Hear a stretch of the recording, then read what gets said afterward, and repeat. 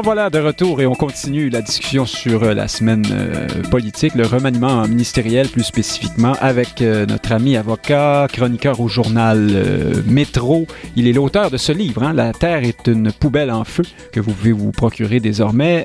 Bonjour Frédéric Bérard. Bonjour Nick Payne. Alors on est revenu à l'ancienne méthode pour permettre à Fortin de plus aisément brûler votre temps d'antenne. Oui, mais c'est ce que j'ai compris. Oui, mais vous auriez pu me le dire, tu sais, j'aurais gagné 15 minutes. J'étais pas au courant moi-même. Vous nous avez annoncé la semaine dernière, Frédéric Bérard, que Simon Jolin Barrette allait être muté à la justice. Vous aviez vu juste, sans mauvais jeu de mots. Vous devez être content, vous, de ça, parce que vous ne l'aimiez pas beaucoup à l'immigration, je crois.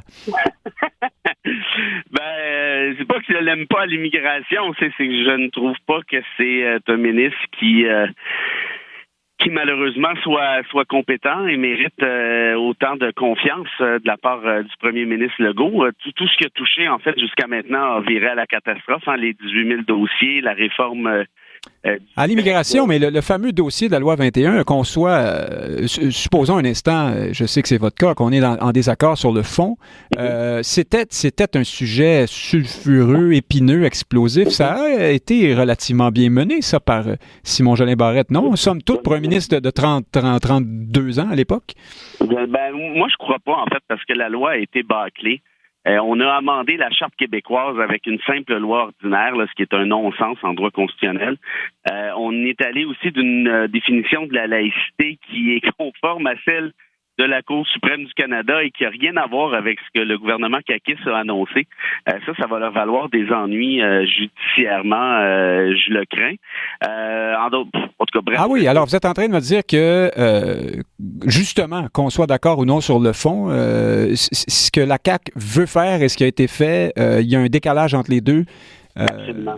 Ah Absolument. Oui. Et c'est en fait parce que la définition de la laïcité, c'est quoi? C'est que l'État ne peut pas prendre parti pour une religion ou pour une autre et ne peut pas en discriminer une.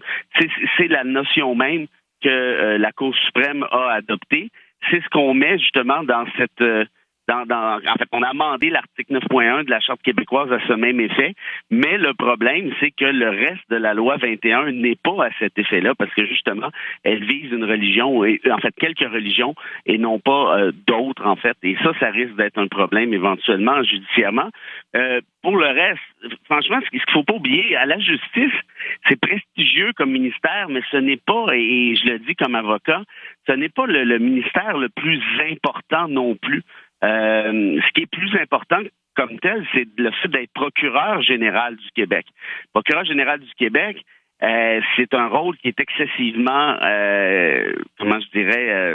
symbolique, évidemment, mais qui est aussi très important. Et ce qui est problématique dans ce cas-ci, c'est qu'on demande au PGQ d'avoir toujours une espèce de devoir de réserve. On se rappelle du débat qui a eu lieu entre Justin Trudeau et Jody Wilson-Raybould, qui est une espèce d'objectivité, une espèce de recul par rapport à la partisanerie. Or, avec ce remaniement, Jolin Barrette demeure également leader en Chambre. Et leader en Chambre... Une fonction très, très partisane. C'est ça que vous avez soulevé dans vos chroniques récemment. Donc, à la fois, ce rôle, vous avez dit PGQ, donc procureur général du Québec, et le rôle alors, un rôle dans lequel on est c'est un rôle presque pas protocolaire, mais enfin qui commande une réserve et une hauteur. Là. Et en même temps, vous êtes leader du gouvernement, ce qui est... là, on a les deux mains dans le cambouis de la politique partisane. Vous pensez que ça n'a pas de sens? En fait, c'est un anachronisme. En fait, pas un anachronisme, c'est plutôt un antagoniste, en fait, et puis ça peut être un anachronisme aussi dans un sens, puisque on a toujours séparé depuis longtemps ces deux rôles pour les raisons que je viens de soulever. Et il y a un autre problème, Nick, qui est encore peut-être plus grave en quelque sorte et qui va illustrer ce que j'essaie de dire, c'est que Jolin Barrette demeure en charge du dossier de la laïcité, donc de la loi 21, où se trouve la loi 21 actuellement devant la Cour supérieure du Québec. On peut penser que ce dossier-là se rendra d'une manière ou de l'autre jusqu'à la Cour suprême du Canada. Et est-ce qu'il est aussi en charge du dossier de la langue française? Donc là, on peut se dire que ça commence à faire beaucoup de responsabilités pour quelqu'un qui a habituellement cette espèce de réflexe de bâcler ses réformes. On pense au PEC notamment. Mais en plus de ça, et c'est là que ça devient plus problématique, c'est que si vous êtes en charge de la loi 21 que vous avez vous-même conçue et que vous êtes aussi PGQ, il y a une espèce de conflit d'intérêts en quelque sorte. Donc, ce devoir de neutralité-là, par définition, va être difficile à exercer. Et en plus de ça, moi, je sais très bien que le ministère de la Justice a mis de Sonia Lebel, a mis des bâtons dans les roues de Jolin Barrette, de manière, je pense, juste, c'est-à-dire que c'est important d'avoir une espèce de... Vous voulez dire dans l'épisode de la loi 21 ou de l'immigration? Oui, tout à fait. La loi 21 particulièrement. Par exemple, Jolin Barrette voulait interdire les signes religieux même à l'université pour les étudiants et ainsi de suite. La justice s'en est mêlée et tout ça. On a produit des avis juridiques pour dire tu ne peux pas faire ci, tu ne peux pas faire ça.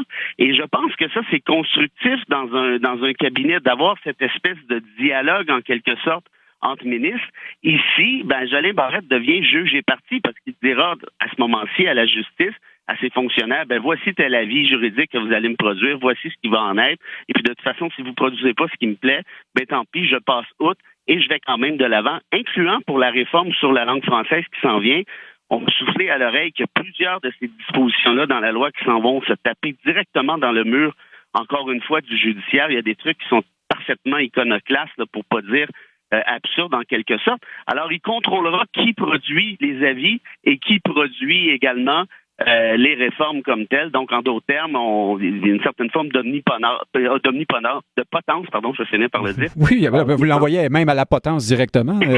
Vous êtes parti là, mais... Non, mais en fait, on laissons la chance aux coureurs, mais au-delà de ses bonnes intentions ou non, reste que dans le cas précis qui nous occupe, il y a une espèce de confusion des rôles qui m'inquiète. Vous êtes leader en chambre, vous êtes PGQ, vous êtes ministre de la Justice, vous êtes responsable d'une réforme qui va être très importante en matière de langue française.